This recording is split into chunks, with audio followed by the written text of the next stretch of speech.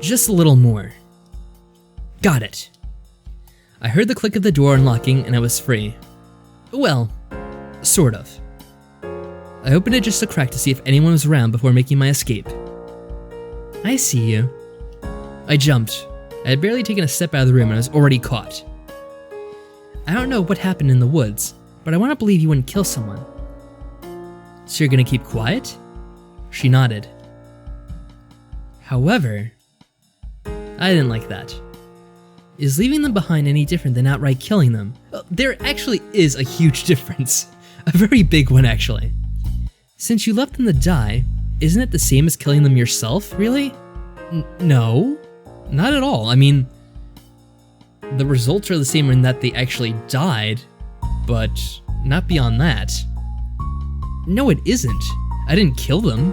I wasn't the one who took their lives. You might as well have, though. That's saying quite a bit and is quite unfair. It isn't the same. I wasn't about to argue this. I didn't kill them. I didn't. Doing nothing, isn't it the same? No, it is not. If you watch someone get killed in front of you, are you really not at fault? If you watch a building go up in flames, and you know people are inside screaming for help, are you really blameless? Well, maybe you should blame yourself a bit as well then, cause you were with us, and you know, you just let them go into the woods. You could have said something more to stop them, but you didn't. Yes, you don't have to act. It is a good thing to do, yes, but not acting doesn't make you at fault. It was ironic. Just yesterday I was having an argument like this with Dad, and we were on opposite sides. Well, you keep flip-flopping. The other day before that even, you didn't want to help at the store because you said it wasn't your business, so really you're just a little bit inconsistent on that, Evan. Am I really that flip-floppy? Yes, that's exactly what I said, and I honestly didn't read that line like ahead to see that. That I'll never switch sides when it's convenient for me might have been a subconscious thing. It doesn't matter. I'm gonna prove that I didn't kill him. Good luck. You're not gonna stop me. She shook her head. Or come with me? She stared down at the floor. Doing nothing helps no one, but not everyone can do stuff. I just can't. Well, that's a nice excuse. Excuses yourself, but then you can just blame others. Great. I see. I hope... No, never mind. I walked by her and headed out the door. Hey man. Riker, are you gonna try to stop me? He shook his head. You're crazy. I wouldn't do that to you. I'm rooting for you. I sneered at him. Didn't look that way back in the office. Hey, don't blame me. I didn't see it. I just told the truth. You know, like the do you swear to tell the truth and all that crap. Well, technically you weren't on the stand and you never swore to tell the truth. So, man. I let out a sigh. I suppose it was just my bad luck. Go and prove your innocence, man. Not gonna help? It doesn't seem like anyone's gonna bother to lift a finger. I would, but my feet don't want to move. I can't seem to make them move. You're so strong, man. Another great excuse. I really didn't see it that way. Just thinking about going back to that place, into the darkness, it makes my body freeze up. It paralyzes me. It's okay. I'll be fine on my own. I'm sorry. I'm a horrid friend.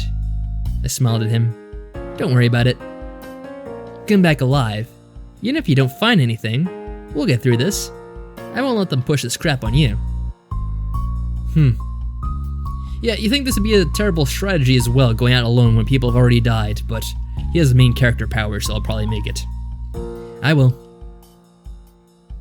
I said goodbye to Riker and headed towards the woods. How much time did I have before they found out that I escaped? I didn't know, but I didn't want to waste any of it.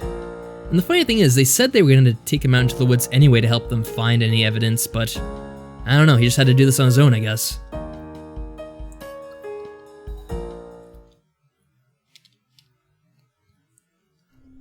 And back to the creepy music. I took a moment to check out my supplies before I ventured into the woods. I had my dad's hunting knife in my pocket. He kept it so sharp, it made me nervous just handling it. my airsoft gun attached to my back, and a flashlight in my hand. Alright, so we're ready to take on the wolves, I guess. This time I was prepared. Would things have been different if we had come with this stuff to defend ourselves? It probably would have been a good idea, at least. I suppose it's pointless to think about it now. I shined my flashlight ahead of me as I walked, but my eyes kept wandering this way and that way. It was a lot more worrisome by myself. I kept moving, trying not to think about the situation. This time was a lot more tense. When I was with the others, we could talk to each other and cool down the intensity, but now I was all alone. Was this really possible? I honestly had to build up courage and motivation as I kept walking. It felt like I was looking for a single fish amidst the whole ocean, or a needle in a haystack. Was it even possible to find this wolf again? No matter where I looked, all I saw was more trees and darkness. Our woods were not known for teeming with wildlife, which was another reason why a wolf living here was crazy. It was almost with no food. Why would it be here? In the darkness, I couldn't tell where I was or where I had been, so even finding Reed and Tone's corpses were going to be almost impossible. In fact, finding my way back to town would be too. Great. Maybe I shouldn't go back. Was there really a place for me anymore? I'm gonna be called a murderer no matter what. I could leave town. And then her face appeared in my mind. Sasha stepped outside into the evening sun. It cast her in an orange glow. She looked like some kind of angel, but that fit perfectly. She was still my angel. What are you waiting for? Let's go home. She held her hand out to me. We'd always walk home together that way. It just felt natural to us. It'd be a lie to say she wasn't the most important thing in my life. I don't know what I'd do if she wasn't there to take my hand. What are you spacing out for? I smiled at her. Everything just came so easy with her. Things just felt right. Nothing bothered me. Stop grinning like an idiot and take my hand. Will these feelings fade away? Will I fall off my cloud? I don't know. But I hope not. I feel alive when I'm with her. I took her hand. I squeezed it lightly, feeling the warmth in her pulse coming from her veins. We were both alive, and we were together.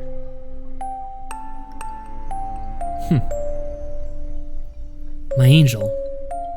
I can't possibly leave her behind. And then I heard something. A rustle and crunching of leaves. I reached for the airsoft gun and readied myself. But could I really do this, though? Shoot a living thing? Targets were one thing, but living, breathing things? I gulped. I'd have to. Somehow I had to muster the strength. Just think about Reed and Tone. This thing killed them. They didn't deserve it. Have no mercy. The crunching got louder. It was getting closer. It was to the left. I spun, and my eyesight was filled with light. I went blind. And then it came back into focus. I could see. Well, at least a little. I knew you'd come out on your own. I let out a sigh of relief and lowered my gun. Oh, Dad, it's just you. Do you realize how dangerous this is? This is the second time. I'm getting annoyed, Evan. He let out a sigh. But I'm also a little glad that I didn't turn out to be a murderer. Evan, you're not gonna force me to go back, right? Instead of answering, Dad reached into his jacket and pulled out his pistol. That gave me the answer I needed and wanted. Thanks. Stay on alert. I nodded. Ah, he's back in the running for Dad of the Year. See, he's just a tough guy with some anger abuse issues that has a heart of gold. Basically. I felt a little more secure with Dad by my side. I concentrated on the task at hand. I moved my flashlight this way and that as we walked trying to catch anything. I focused on the beam of light. And then it started to fade out. I tapped the flashlight but it refused to come back on. Here, take mine. I put the dead flashlight in my pocket and took Dad's. Just that little act brought my attention back. Dad should be the one holding the flashlight. He knows more about what to do in situations like this. Dad stopped and put his arm in front of me. He gestured with his head to the side. I slowly moved the beam of light over. I didn't want to make a quick movement and cause whatever it was to jump. Yellow eyes stared back at me. I gulped. There it was. A large black wolf. In one fluid motion, Dad pointed his gun and fired it. He snatched up my hand and pulled me along as he ran forward. I didn't even have time to react before getting dragged. The last thing I saw was the wolf darting through the trees. We need to keep moving. If we stand still, they will just surround us. They? I struggled to keep up with Dad. He was in way better shape than I was, and was outrunning me. There's more than one. There were at least 3 or 4 surrounding us. Uh-oh. What's going on here? I gulped. Could we really fend them off? I was roughly pulled and shoved against a large tree trunk. I could feel Dad's body pressed against my own, his breath on my face, and see his hardened expression as he stared out into the darkness. Shine the light over there. Dad pointed his gun out from around the tree as I shined my flashlight as well. The loud noise came from right next to my ears and caused them to ring. Dad got one. Dad snatched up my hand, and we were on the move again. Why are we running again? I told you, we want to avoid getting surrounded. I wasn't used to this much running. This was really exhausting. Keep track of what direction we're going in. We're gonna circle around and take a piece of the dead one's fur, and then head back to town. Ah, good, get some evidence on your side. We can't fend them all off. We have to try to get away. The beam of light bounced up and down, left and right. As I ran, my hand shook and moved in all directions. And then, I saw something. For just a blip, hidden among the trees, I could have sworn I saw a woman. It was just a flash, not even a second. Like lightning. Uh-oh. Suspicious things are happening now. It made me question if I even saw her. But her expression, the one thing that stood out, her smirk and joyous expression, like she was watching something interesting and amusing. Evan, this way. Dad grabbed my shoulder and pulled me suddenly another way, and then behind a bush. Kill the light. I fumbled with the switch as I turned off the light. Dad reached into his pocket and pulled out a walkie-talkie. Was he gonna call for help? Get ready to run. Dad said that, but something bothered me. That person I saw while we ran, something pulled at my memory.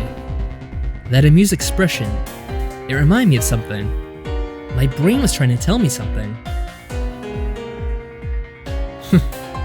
Uh-oh, what's going on? We continued walking, and after a short while we encountered 2 more bodies. One was like the others. The last one, however, a woman's corpse, was different. Her face was completely torn off, making it impossible to tell who it was. I looked at her clothes. They seemed standard, but it didn't look like something you'd go into the woods wearing. It was a purple blouse and skirt. Not the kind of thing to go hiking in. This is even worse. Even Reed seemed a little phased this time. It doesn't look like it was done by an animal. A person in the woods. I saw that person. That expression. I returned to work. I seem not a spectator now. Yes, Antoinette. This is boring. Why don't you actually clip yourself or cut the wrong branch and freak out? I'm not for your entertainment. Boring, ain't that right, Dust? Among the whole posse of dogs, the German Shepherd named Dust seemed to be the alpha, and the one she happened to be closest to. Boring. Stop acting like a person at the movie theater who's unhappy with the movie and throw popcorn at the screen. Whoa, hey, stop it. Dust, I was not insulting your master. Stop. Dust refused to listen, and he clearly saw me as an enemy and went for me with his fangs, right to a place I didn't want him to go for. I grabbed him, trying to hold him back as I cried out for help. Dust, stop. Ah, don't go for that spot, anywhere but there. Hey you sipping your tea, stop sitting there and help me. You see what he's trying to bite? Snicker. You think this is funny? Down, Dust, please. I know we got off to a bad start, but biting me down there is just cruel. The flashback goes on for a little bit too long, I think. The dog was determined and freaking strong. Get him off of me. Tell him to stop. Stop laughing, it isn't funny. Now this is entertainment. Ah, stop snapping. You're doing this on purpose. I know you are, both of you. Finally, Dust stopped and turned around and went back to his master, the demon dog and his demon mistress. A bunch of wolves. Or dogs? And then I saw something. For just a blip, hidden among the trees, I could have sworn I saw a woman. It was just a flash, not even a second, like lightning.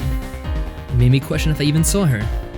But her expression, the one thing that stood out, her smirk and joyous expression, like she was watching something interesting and amusing.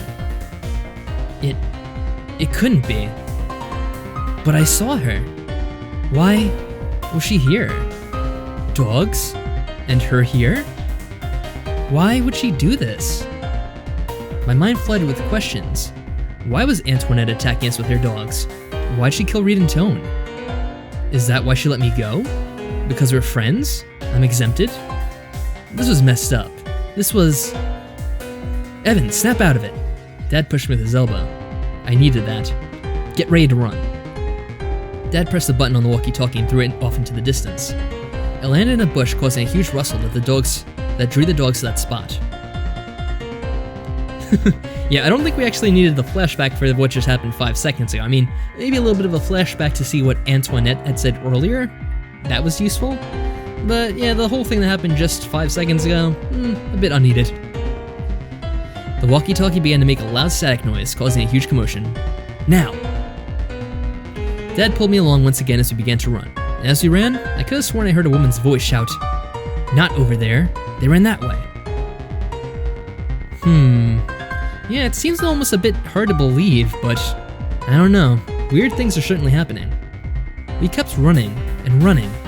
They continued to stay on our tail, no matter how much we tried to get away. We made so many turns that we didn't know which way we came from anymore. I didn't know where the canine's body was, or which way was back to town, but that was the least of my worries. I could hear their footsteps behind me. They were traveling, they were chasing us down, hunting us down. So why weren't they attacking us? Something was off. They could have attacked us, but they haven't. Just like when I was getting chased before. I could have been killed, but they settled on just chasing me. Were they hiding something in the forest? Protecting something? Or was there some other reason? But for how much longer were they just gonna chase us? To the edge of the forest, maybe, like they did before? I couldn't keep running for long. My body was starting to slow down. Was this the end? Seems like we're slowing down with the text as well. Dad, I'm sorry. I don't think I can run for much longer. Stay strong, Evan. Definitely slowing down. I'm sorry, I just can't. Then let's counterattack. What? If you can't run, we'll stand our ground and attack. If you say so. So this is gonna be our last stand. Wait. What is that? I could see something off in the distance, inside that cave. It was light, it was faint, but I was sure I saw it. Dad, over there. I started running for the cave without Dad waiting for I started running for the cave without waiting for Dad's response. Inside the cave was something unexpected. 2 people were in the cave. Uh-oh, look who it is. I almost cried from relief. Reed, Tone, you're both alive? Thank goodness. Like some stupid wolf would kill us. You managed to get away and hide in this cave. And they haven't attacked you? Not since we hid here. You think they don't like the flashlight. They seem to want to avoid it. Probably because it makes them noticeable in the darkness. I don't know, so they are they some weird shadow creature that's afraid of the light? Sounds like that might be part of the case. Not too sure. Makes sense. This is great. Your mom's gonna be so relieved. And won't she feel stupid when you come back? She was worried? To say the least. Yeah, we all thought you were dead. Reed lightly punched me. Idiot. I just told you to go on ahead. I never said I was gonna die. Yeah, I'm glad. What? Nothing. It's interesting that the 2 of you are getting along so well. Nothing. It is interesting seeing the 2 of you actually get along a little, for once. Since you've been kids, you've always been fighting. This is something a little strange for me to see, but I'm happy for it. Fighting now? That'd be stupid. Looks like they aren't going to ignore you for now. Looking out the cave, we could see them starting to gather, getting ready to make a group attack. It was like they knew we were dangerous and needed to go in together. They were too smart. It was weird. They shouldn't be that smart. It was like someone was coordinating their movements. Evan, get ready. Shoot them if they get close. Reed, you handle the flashlight to illuminate them so we can hit them.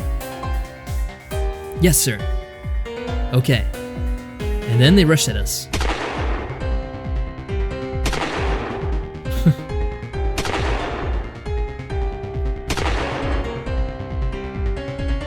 Interesting action scene. They just kept coming and coming as we fired on them. They were agile and would jump to the side right before we fired, like they knew how guns worked. I don't think these are ordinary dogs. There's something special to this. Evan, don't just fire. Time and aim your shots. I hadn't hit once, while Dad had taken one down. There were so many of them, and they just kept getting closer. Guys, behind— oh, this Tone. Guys, behind us. I tried to glance backward upon hearing Tone scream, but Dad quickly scolded me. I couldn't turn around. I felt Reed shifting through my pocket. He took the knife from me and rushed to his sister. He lunged at the wolf and tackled it just before its jaw sank into Tone. He repeatedly stabbed it in the neck. Once the wolf stopped moving, he came back over to us and took flashlight duty again. I couldn't help but whistle in amazement. Sorry about that. How did a wolf get behind us? There could be a separate exit on the other side. Should we? No. Focus on this side. Tone, keep an ear out for noises from behind us. Roger, Dodger. This was actually working. With all of us working together as a team, we were fending them off. Reed was helping Dad, and I target the wolves by being a spotter. Tone was watching our behind using her sharp ears. And then they stopped. The wolves scattered back into the dark woods away from our sight. Looks like they decided we were too strong of a prey. Seems that way. So we're safe? Yeah. Alright, let's head back to town once we've taken a moment to rest and make sure they don't double back. Once we got our bearings, we left the cave. I pointed my flashlight at the canine bodies that were on the ground and let out a sigh of relief. They were wolves. Large black wolves. Not dogs. Ugh. You can't make up your mind what they actually are. I was mistaken. Antoinette had nothing to do with this. Then, who had I seen in the woods? I frowned. Or had I seen anyone at all? It was only a moment, and I was in a frantic state. It could have just been a tree or a bush. I just thought it was a person. I mean, who could be out here in this darkness without a light? I don't know, maybe a supernatural being.